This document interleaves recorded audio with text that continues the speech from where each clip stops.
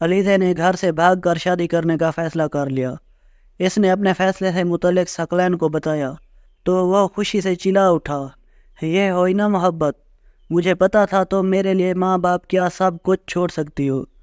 گھر سے بھاگنے کے لیے دونوں نے رات کے پچھلے پہر کا پلان بنایا۔ علیزہ کے سکول، کالج، حتیٰ کہ یونیورسٹی کی ساری تعلیم کمپلیٹ ہو چکی تھی۔ آج کل اسے کوئی کام نہیں تھا سوائے بوائے فرینڈ کے ساتھ فون پر کئی گھنٹوں لمبی لمبی باتیں کرنے کے۔ یونیورسٹی میں وہ ثقلین کو دل دے بیٹھی تھی اور اسے سچی محبت سمجھ کر اسی محبت کا روگ لگا بیٹھی تھی۔ پچھلے کچھ دنوں سے اس کا بوائے فرینڈ ثقلین اسے گھر سے بھاگ کر کورٹ میرج کرنے کے لیے قائل کر رہا تھا۔ محبت کے واسطے دے کر بہت منتیں کرتا تھا۔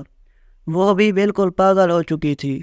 وہ سوچتی تھی کہ ویسے بھی ماں باپ نے کہیں نہ کہیں میری شادی کرنی ہی ہے، اس وقت بھی مجھے گھر چھوڑنا ہی پڑے گا، اور ویسے بھی اب میں سمجھدار ہوں، اتنی تعلیم حاصل کر لی ہے، عاقل بالغ ہوں، اس لیے اب میں اپنی زندگی کا فیصلہ خود کر سکتی ہوں، اور ثقلین بھی مجھ سے محبت کرتا ہے، جبکہ میرے والدین میرے لیے میرے کزن کو پسند کرتے ہیں۔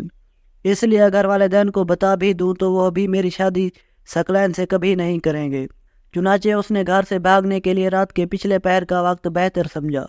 وہ چوری چوری اپنے چند ضروری کپڑے اور چھوٹی موٹی چیزیں بیگ میں رکھ کر مقررہ وقت کا بے تابی سے انتظار کرنے لگی۔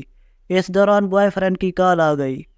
بولا، ماں نے تمہارے لیے کوئی زیور وغیرہ بھی بنایا ہوگا، وہ بھی چپکے سے اٹھا لو، مشکل میں کام آئے گا۔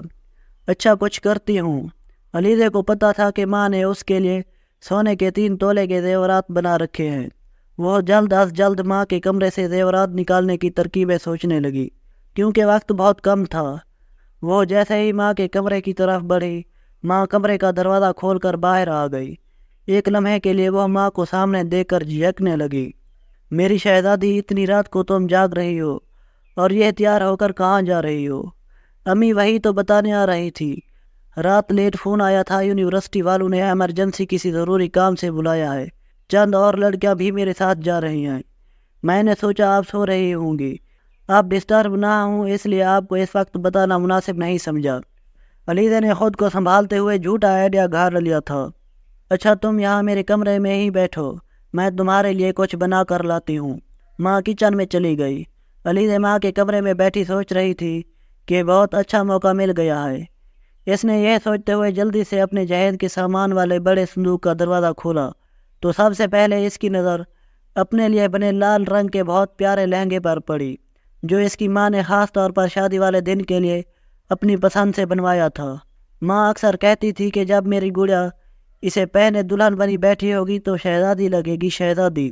ایک سے بڑھ کر ایک عمدہ سوٹ، بہترین ڈنر سیٹ، ٹی سیٹ، اعلیٰ کوالٹی کے بستر اور نہ جانے کیا کیا سامنے تھا۔ بہت سی قیمتی اور خوبصورت چیزیں تو ایسی تھی جو ماں نے گھر والوں سے چوری بنا رکھی تھی، جن کا علم خود علیزہ کو بھی آج ہی ہو رہا تھا۔ کافی دیر چیزیں الٹ پلٹ کرنے کے بعد آخر زیورات اس نے ڈھونڈ ہی لیے، لیکن اس کا دل و دماغ چکرا کر رہ گیا تھا۔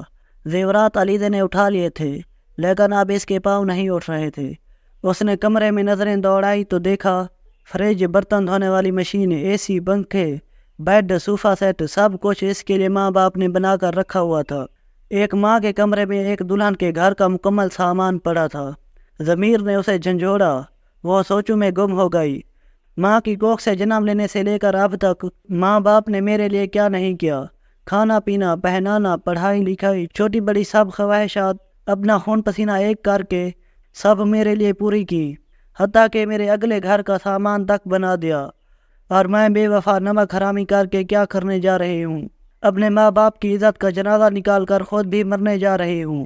محبت کا سمندر گھر میں ہے اور میں محبت کا دریا عبور کرنے کے لیے غلط قدم اٹھانے جا رہی ہوں۔ اس کی آنکھیں بھیگ گئیں۔ اسے اپنی اعلیٰ تعلیم اور اپنی حماقتوں پر خوب رونا آ رہا تھا۔ اس دوران ماں آ گئی۔ یہ لو میری گڑیا، اپنا پسندیدہ پراٹھا کھاؤ، اتنا لمبا سفر ہے یونیورسٹی کا، میری شہزادی کو بھوک لگ جاتی تو۔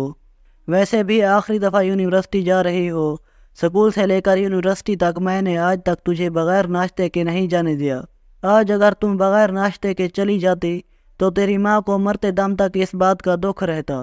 ماں کی بات سن کر علیزہ بے اختیار ماں کے گلے لگ کر پھوٹ پھوٹ کر رونے لگی۔